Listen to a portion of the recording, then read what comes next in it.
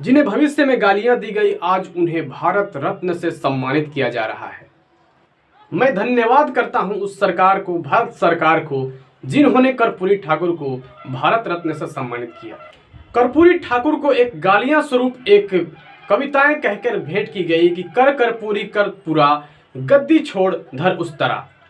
ये जननायक कर्पूरी ठाकुर को ये वाणी बोली गई जनता की ओर से। बिहार के एक ऐसे मुख्यमंत्री जिनके पास रहने के लिए पक्का मकान तक नहीं था।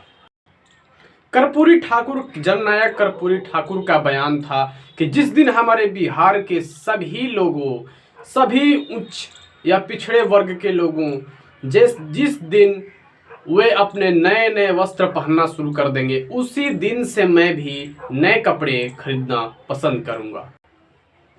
चलिए दोस्तों, कर्पूरी ठाकुर की जीवन के बारे में एक किस्सा है जिसे हम आपसे साझा करने वाले हैं।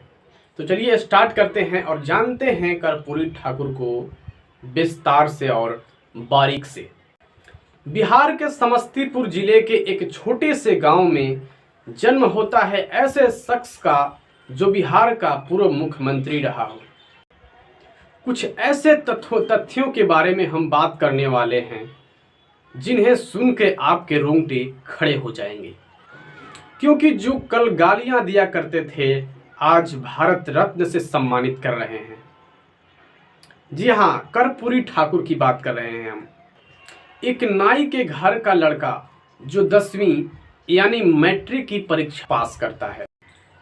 ये पहले के ज़माने में सामान्य बात नहीं थी, क्योंकि अपने घर से 6 किलोमीटर कहीं दूर अपने पास के गांव में पढ़ने जाना, फिर आना, वो भी नंगे पांव। जब कर्पूरी ठाकुर अपने मैट्रिक पास होने की खुशी अपने पिता से साझा करते हैं तो पिता भी उस खुशी में लिप्त हो जाते हैं और वे कहते हैं मुझे आगे और पढ़ना है। पिता गोकुल नाई जब परीक्षा की बातें सुनते हैं, पिता गोकुल नाई जब अपने बेटे की मैट्रिक पास होने की खुशी देखते हैं तो वे भी चाहते हैं कि मेरा बेटा आगे पढ़े। ऐसी ही उत्साह और उम्मीद के साथ एक सामंत के घर अपने बेटे को ले जाते हैं, इस उम्मीद से कि वो सामंत हमारे बेटे को आगे की पढ़ाई के लिए शायद मददगार हो सके। जब सामंत के घर जाते हैं, सामंत अपने खाट पर लेटे हुए, बिस्तर पर लेटे हुए नजर आता है और बिस्तर पर लेटे लेटे बोलता है कि चलो मैट्रिक पास कर लिया, आओ हमारा पैर दबाओ, हमारा गुड़ दबाओ। सामंत उस पर प्रतिक्रिया करता है और कहता है कि चलो मैट्रिक पास कर लिया, आओ हमारा पैर दबाओ। हमारी भोजपुरी भाषा में बोलते हैं आओ हमारे गुड़ दबाओ। ये बातें कर्पूरी ठाकुर को इतना गहरा प्रभावित किया, वहीं उसी समय उन्होंने संकल्प लिया कि मैं इस कुरीतियों को दूर करूंगा, समाज में इस फैले कुरीतियों को मैं दूर करूंगा, समस्त रूप से दूर करूंगा। और उसी नाई के बेटे को जब बिहार के मुख्यमंत्री का पद मिला तो उन्होंने 8वीं तक की शिक्षा को निःशुल्क कर दिया, आरक्षण ला दिया। उन्होंने क्या क्या नहीं किया अपने पिछड़े वर्ग के लोगों के लिए। और वहीं आज कल गालियां दिया करते थे और आज भारत रत्न से सम्मानित कर रहे हैं। शिक्षा की ताकत बहुत है, शिक्षा की ताकत अभिज्ञ है। जब वे सरकार में आए, शिक्षा पर, रोजगार पर, सिंचाई पर, कृषि पर बहुत सारे सवाल खड़े किए और उनमें बदलाव भी किए। ऐसे हमारे बिहार के मुख्यमंत्री जननायक कर्पूरी ठाकुर थे। जननायक इन्हें क्यों कहा जाता था, चलिए हम आपको एक किस्सा सुनाते हैं। जब उनके पास अपने लिए नए कपड़े नहीं खरीदे, ये सोचकर नहीं खरीदे कि हमारे तमाम बिहार के जितने भी नीच स्तर के लोग हैं, जितने भी कमज़ोर और जिन्हें शिक्षा का अभाव है, जिन्हें रोजगार का अभाव है, जिन्हें कपड़ों का अभाव है, मकान का अभाव है, जब वे कपड़े पहनना शुरू कर देंगे, जब उन्हें नए नए कपड़े मिलना शुरू हो जाएगा, तब मैं भी अपना कपड़ा नया खरीद लूँगा।